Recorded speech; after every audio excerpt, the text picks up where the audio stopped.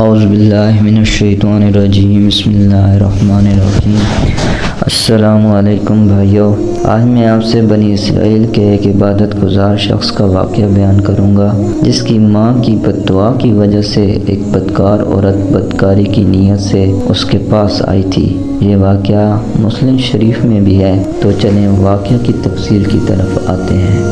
حضرت ابو ہریرہ رضی اللہ تعالی عنہ سے روایت ہے کہ حضور پاک صلی اللہ علیہ وآلہ وسلم نے فرمایا، بنی اسرائیل میں ایک عابد شخص جس کا نام جریج تھا، اس نے عبادت کے لیے ایک معبد خانہ تیار کیا ہوا تھا، یعنی کہ ایک الگ کمرہ بنایا ہوا تھا۔ ایک دن وہ نماز پڑھ رہا تھا کہ اس کی والدہ نے آ کر اس کو آواز دی، اے جریج، مجھ سے کلام کرو۔ مگر جریج نماز پڑھتا رہا اور دل ہی دل میں سوچا کہ اے اللہ، ایک طرف میری نماز اور دوسری طرف والدہ ہے، اب میں کیا کروں؟ نماز پڑھتا رہوں یا والدہ کی سنوں؟ پھر وہ نماز ہی میں مصروف رہا۔ والدہ نے جب دیکھا کہ جریج نماز میں لگا ہے، میری طرف توجہ ہی نہیں ہو رہا، تو وہ چلی گئی۔ جب دوسرا دن ہوا تو پھر آئی، اتفاق سے اب بھی وہی معاملہ بنا تو وہ لوٹ گئی۔ تیسرے دن آئی تو اب بھی جریج کو نماز پڑھتے ہوئے پایا۔ اس نے آواز دے کر بلایا مگر جریج متوجہ نہ ہوا، وہ ناراض ہو کر چلی گئی اور غصہ میں آ کر بد دعا دی کہ اے جریج، تمہیں اس وقت تک موت نہ آئے جب تک تم کسی بدکار عورت کا منہ نہ دیکھ لو۔ اس کی دعا قبول ہو گئی۔ اس کی تعمیل یوں ہوئی کہ ایک دن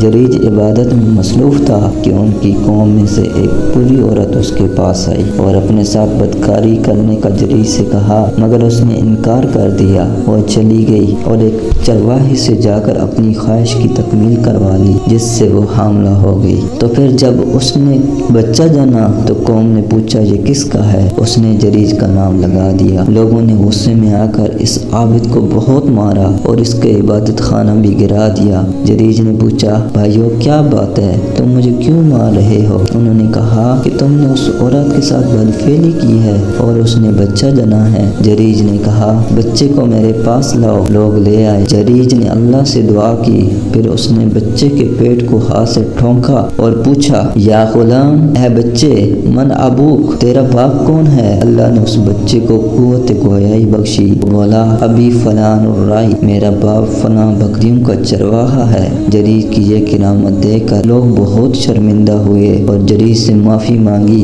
پھر دریافت کیا کہ اب بتاؤ، تمہارا معبد خانہ سونے کا یا چاندی کا بنوا دیں؟ اس نے کہا، نہیں، بس مٹی کا ہی بنا دو۔ صحیح مسلم۔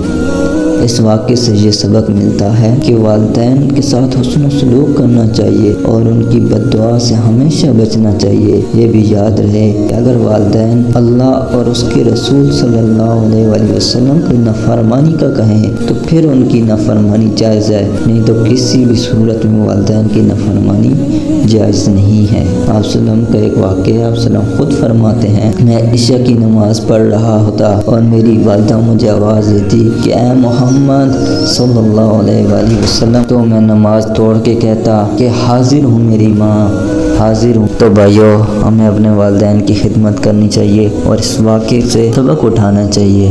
اللہ پاک ہم سب کے والدین کو آباد رکھیں اور ہمیں ان کی خدمت کرنے کی توفیق عطا فرمائے، اور جن کے والدین اس دنیا میں نہیں ہیں ان کو جنت الفردوس میں اعلیٰ مقام عطا فرمائے۔ آمین یا رب العالمین۔